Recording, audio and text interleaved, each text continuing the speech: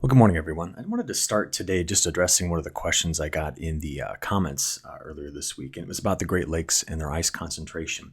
Just to let you know, I do read the comments as best I can every single day. I really enjoy kind of hearing what you're all thinking about and asking questions on, and if I can, I try to get those things addressed. And so there has been a good kind of sequence of questions as well about the impacts of volcanic eruption. We're going to address that again very soon, I think later on this spring, just to see if there is any new publications out there that kind of give us a hint about what that volcano that erupted back in January 2022 could possibly still be influencing. So we'll get to that again. So I'll just let you know I do read the comments. But I wanted to show you here a map that shows the Great Lakes ice concentration through the 13th of February. And if you have a look here, we see that the number right now is that 3.27% of the lakes are currently covered in ice. Now, we talked extensively about how mild this winter is. About the only time we got some serious cold air, it delivered some pretty epic lake effect snow because the lakes were so warm. But it's been very difficult to build a lot of ice across the lakes this year. And I'm going to link this map below, so if you want to bookmark it, you've got access to it. And I also going to give you this as well. This comes from the Great Lakes Ice Concentration site. This is a NOAA site here. And what I would encourage you to do if you're curious is you have a lot of historical data here, but if you want to compare things to average, like you can click on each of these lakes, and I really like it. So here's Superior, and right now the ice concentration for 2024 is down here. The range is enormous, okay? So when we often ask, well, how does this compare to average? Well, it's a reminder that average is, to be honest, kept computed between 3 to 5% and all the way up to 95%.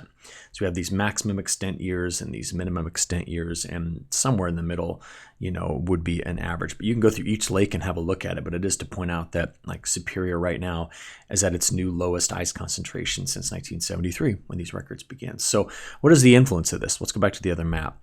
Well, you often know that in winter, when there's really strong colder outbreaks that come across, for example, Lake Michigan into Michigan, you can have surface temperatures that can be up to like 20 degrees Fahrenheit warmer than their companion temperatures at the same latitude over here on the Wisconsin side.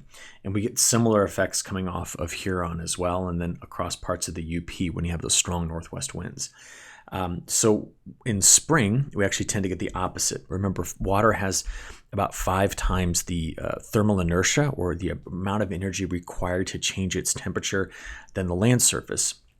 So what often happens in spring is when the lakes are cold and ice covered, mainly Michigan and this part of Ontario, tend to have later arrivals of spring, right? So you have the opposite effect where the water now is cooling that air more significantly. Well, given that the water is exposed here, no ice, we would likely say that given the historical correlations, that this would reduce the risk of Michigan having a very late and cold spring. Now, that doesn't mean we can't have other environmental factors that drive colder air in at some point, although at this stage in the game, I don't know where those are going to come from. We'll have to just watch. But remember, in these latitudes, our last frosts are typically in early May. So we're a long ways away from getting out of the risk of having still sub-freezing temperatures. And it is so odd to be talking that way when it is February the 15th, but it's just an important thing to bring up, so I appreciate that question. Next, I want to show you the snowfall. These next two maps, remember, when we record early in the morning, the data that come out from the overnight hours doesn't arrive till about 8 or 9 o'clock, and so we're before that. So this was only through 0 UTC, which is for Central Time, 6 p.m.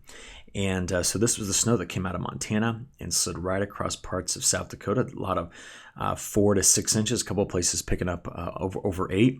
And so that was through 6 p.m. And then eventually, I can just show you one more map here. If we go to a 6-hour accumulation, we have that through midnight. And you can see what fell right in through this part of Minnesota. And this is critical. I mean, this is a spot in the country that normally has had several inches of snow. I mean, a couple of feet, actually almost up to 3 feet of snow would be normal through this point of the year, and they've had so little.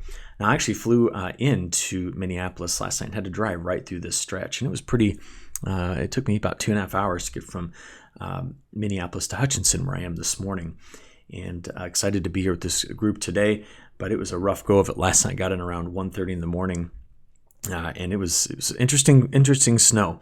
And it is funny I'll just make a comment here. People up here are so used to driving in snow. And I rented a car that had nearly bald tires. I don't know why I didn't check them when I was getting it. Like, I should have just walked by, touched the threads just to check which car had the best. But I didn't. And so I was one of the slow guys. And so folks were out there. I got passed once by a Jeep, I think going about 4 times my speed. And anyway, so yeah, we got some snow in this area now. All right, all that story just to share with you, this. Through February 14th, so through yesterday, notice this hole. So some of that just got filled in.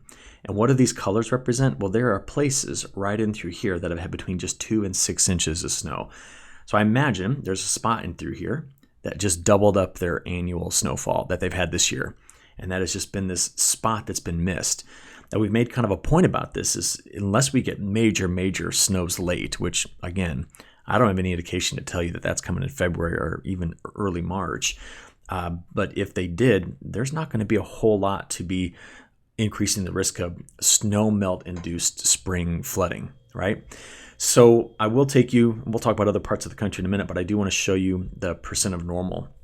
So before that event, Minneapolis, you were barely at, you were under 20% of normal snowfall through this point in the year. Where this map will be changing, we have another clipper that's coming through. It's going to actually go right through here and get down to southern Illinois before moving off to the mid-Atlantic. And then it's going to be the West. The West is going to get targeted in a big way with all of this. So what was fun about this is that early this morning, look how much the temperatures have changed. So remember, this was a place that through most of this week had been exceptionally mild. And now at 6:10 when I was recording, we had temperatures this morning that were down in the single digits behind this. And it was neat to watch that occur because as this system rolled through, there was very dry air and some subsidence in the atmosphere. Look at that. See that right there? That is actually not cloud. That's the ground at temperature coming through. And the temperatures absolutely tanked on clear sky. So I went from incredibly heavy snow to seeing the moon and stars and just watch the temperatures collapse in the overnight hours. Kind of neat. I just like to see all that kind of stuff happen. And in real time, I was there for it. Now, bigger picture stuff. We still have a big ridge over Alaska, and this is our next system that's coming through. We saw what it did. Maybe you noticed that just a moment ago with the snow. Sorry, well, darn it, where is that? There it is. That came into the Sierra Nevada.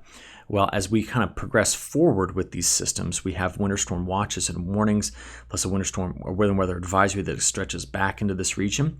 While we watch one system leave, the other one comes in, and then the West Coast is really getting into this weekend, early next weekend, and get hit pretty hard.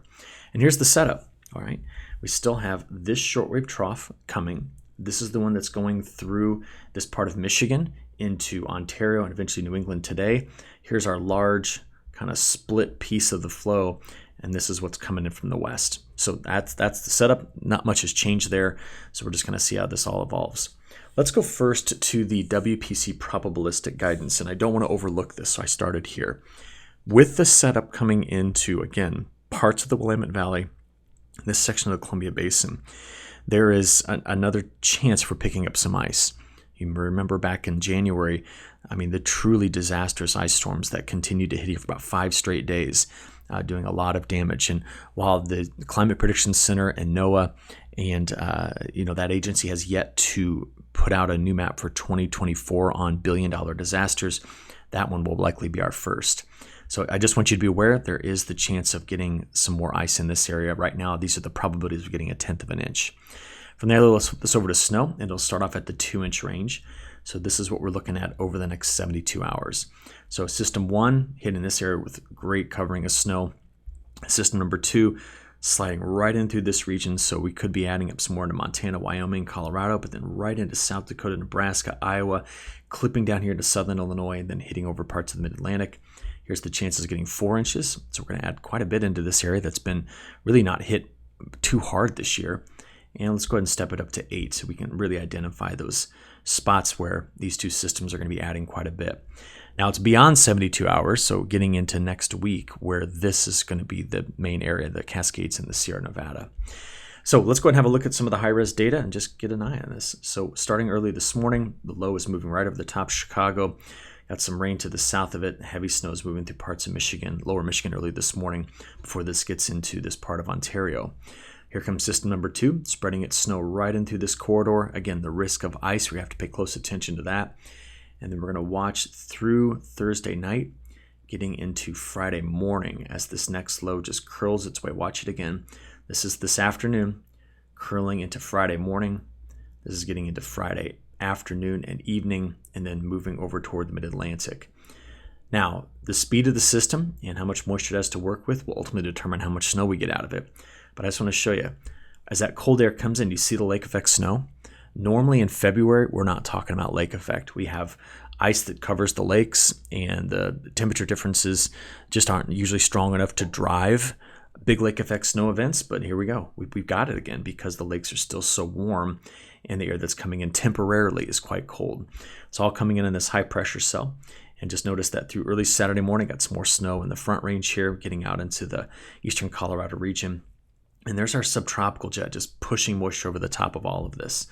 So as we just play it on through, getting about midday on Saturday, that's how things are shaping up. And a lot of our attention is going to go to the west after this. The upper level pattern is what's kind of writing the story. Picking this up on Sunday, we're going to watch a lot of West Coast troughing. So here we are getting into Monday and Tuesday, and that trough is going to send multiple systems into the west. But remember, what I've been so careful to keep an eye on is the redevelopment of this kind of Bering Sea trough and the evolution of the polar jet coming in on this side of it. And what the latest model trends have wanted to do with this is just reinforce temporarily this kind of combination of a trough over the Bering Sea, one over the east, and then one here going into parts of Europe. But they are not long-lived. And what you've got as we just play forward here, going into Sunday and Monday and Tuesday, is we just get the pattern responding to that increase in the jet stream speed that comes through here and just diving this big West Coast trough into place. So it's been all week that we've been able to watch that the end of this month and the beginning of March starts off with flow that does something like that. And that's what's leading us to think that March is going to be a very active month overall for much of the United States. So now that you see that setup, let's kind of walk in and see what the models are saying. First map just says the next 10 days.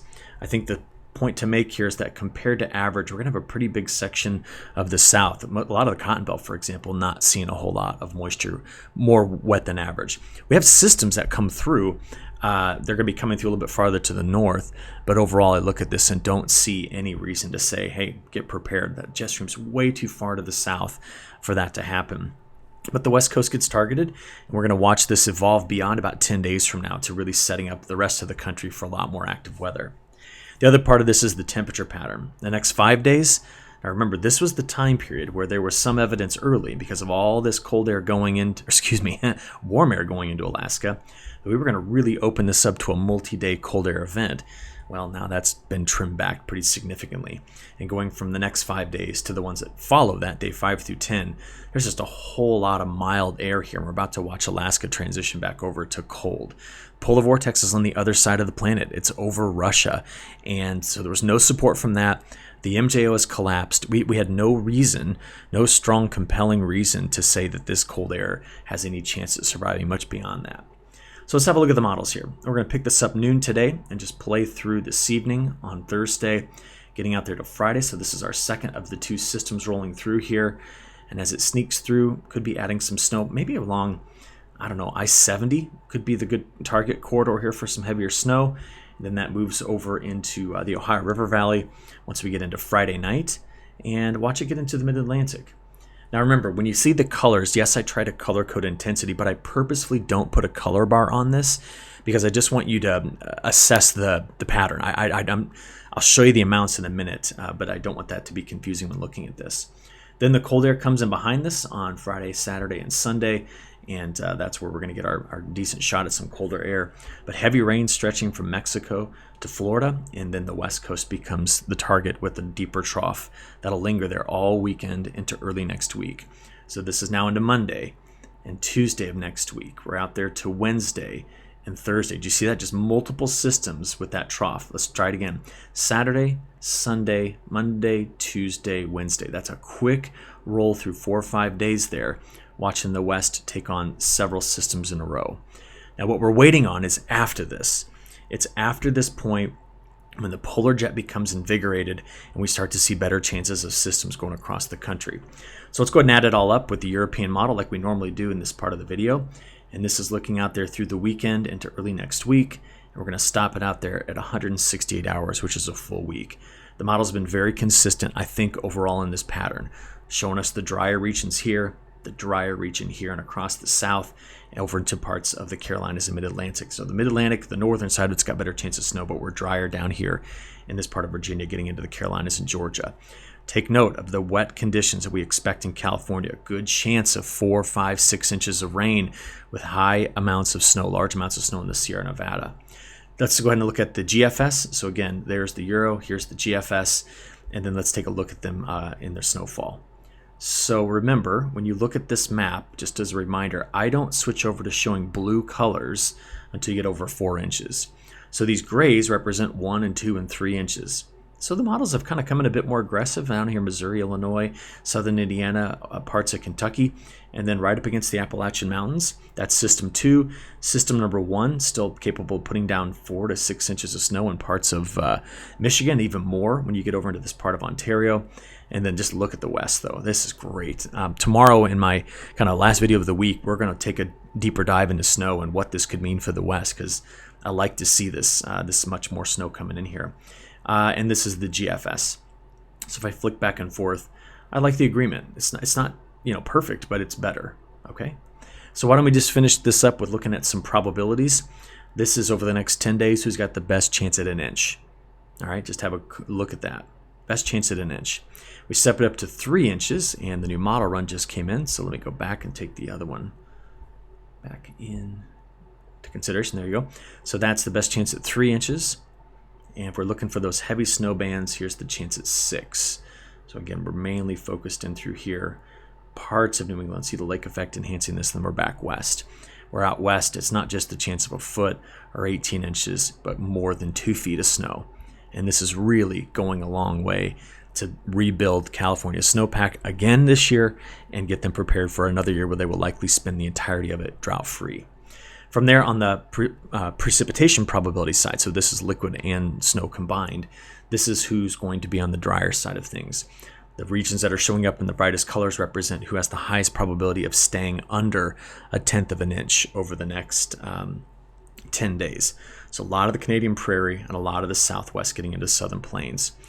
Here's the probability, new model run, of course. Here's the probability of, get you out there to day 10, 240 hours, there you go. That's the chance of staying under 1/2 inch. So you understand that until this pattern makes its move, starting in the North Pacific, so until that happens at the end of this month of February, we don't have a lot to talk about in terms of heavy precip unless you're along the West Coast. And that's where your best chances of getting over an inch, very wet here. And this is the chance at getting over 2, and let's go ahead and step it up to 4 just so we can see that. All right, from there, remember the story is this. Around the end of the month, jet retracts, subtropical still lives, but here's what I'll keep an eye on. Does this eventually come together to work with the subtropical jet to develop southwest flow? The longer range models suggest that they will. We've been watching the week 2 forecasts start to moisten up with each new run. And so I just think we're going to get into a time period in March that's going to be volatile because of the evolution of that polar jet. Also, I apologize for the air handling in my hotel room. I couldn't actually shut off the fan. There's no offsetting, so it's just auto, so it turns on and off regardless of what I set the temperature at. So anyway, let's get to the end of this video. Temperatures. This morning, where that sky cleared out, look how much the temperatures dropped compared to yesterday. 10 to 25, almost 30 degrees cooler, just where the skies cleared out, where the snow sat. And if we look at how the temperatures are going to evolve, here's Thursday's highs. As we get into Friday, though, that's the cold air. But look at this. It gets down to the Gulf Coast by Saturday, and then we've already started a rebound on Sunday. And then already getting into Monday and Tuesday and Wednesday of next week, there is a serious push of warm air as the troughs develop off the West Coast. They're just not, it bounces, it just opens back up here. I've shown you the European solution, the operational. Well, here's the GFS. That's day 5 through 10, and this is day 10 through 15. The cold air went right back to where it's just lived this whole winter for the most part up here in the Bering Sea, the Chukchi Sea, and Alaska. And this section of the country just opens up to mild because of it. Remember though, as we start to open up mild air into this region and the jet stream wants to dive along the west coast of North America, this also is the right setup just to deliver the potential for a very, very active start to the month of March. All right. And I want to let you know that this is also being reflected in the European. That's day 5 through 10, and this is day 10 through 15. Very consistent in the models that we're looking at temperatures, averaging 15 to 20 degrees above average again in this area. Now, what's interesting about all of this to me is that when that snow came in, the snow that came in last night, the soil temperatures under this were not frozen, okay? And if you look, the soil temperatures in the models out there, day 12, this is 4-inch soil temperatures. Now, operational GFS run, but just showing you what could happen. And that black contour right there, that's the 50-degree line. Now, this does not mean that we should start planting. It's just a point to say that that's how mild the conditions are. We're going to quickly melt off that snow and get it to soak back into the ground. As I've been telling you, what's the source of the change? Because we failed to get anything going in the Arctic, big blocking, for example, and the MJO to pop out over here and instead collapse, I don't have any support right now in the forecast for the next few weeks to tell you that really cold air is going to get into and stay in the central part of North America. What is becoming more supportive in the pattern is the new outlook for March. This is now the 5th run in a row from the ECMWF weeklies that continues to suggest that we get this subtropical and polar jet going together to start to open things up and really make a wet go of it from across a big section of the country. If I had a spot to be concerned about, maybe it's the Pacific Northwest. I think the models are a bit too dry in California for this March as well. And I know you're looking at this going, is Texas really sinking into drought this early? No. This is just a hair off of average on precip. I actually think Texas sees some severe weather in the month of March given this pattern setup. So that's it. That has been a very consistent picture. Model trends have been what's building in my confidence in this. So I want to finish up with a bit on South America, but first, how about a quick look at global temperatures? As I mentioned, where's the polar vortex? It's living here, and that's where the coldest air is, in Russia and Kazakhstan, and not in Europe, and it's certainly not coming back to the United States. It's also not in Argentina. That's important. I'll show you that in a few minutes. Look how hot it's going to be in Western Australia right now. All of these pieces of the atmosphere, key growing areas that we're just kind of identifying here. But coming back to South America, the models did increase the rainfall in the latest run in parts of southern Brazil, specifically Mato Grosso do Sul, Sao Paulo, Paraná, even down into Santa Catarina and Rio Grande do Sul. Why I bring this up is this is an area that over the last month or so has been quite dry. The wetter conditions to the east continue to be forecast well, and the drier conditions you see in Argentina, not hot while this is coming in. What I'm most concerned about is this. This is an indicator that the monsoonal flow is way over here and not coming over the top of the Amazon. And the reason why I'm concerned about that is that I've been kind of trying to build a case for the risk of center west growing areas going dry at some point in April. And the newest update for March is beginning to show that.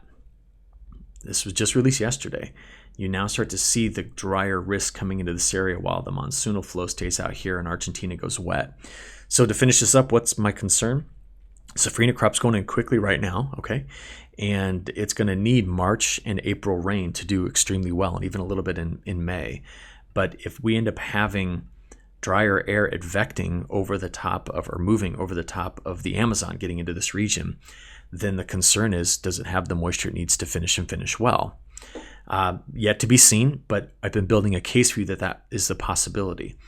And then the other part of this is Argentina. Let's imagine it gets wet into March and then stays wet through April. This will begin to be an issue with the delaying of harvest. We tend to think of Argentinian weather to be somewhat similar to Midwest weather. And as they're wanting to harvest that crop in March or April, which would be our equivalent of our October, this could just be an issue. So we just need to watch it, and it'll be a continued topic to get into. So I appreciate your time this morning. I promise that tomorrow my videos will be uploaded sooner, given that my hotel's internet speeds today are slow. So even though I finished this, around 6:20 this morning, it probably won't load for another hour due to the internet speeds. So I'll talk to you all tomorrow when I'm back home, and have a good one. Thanks.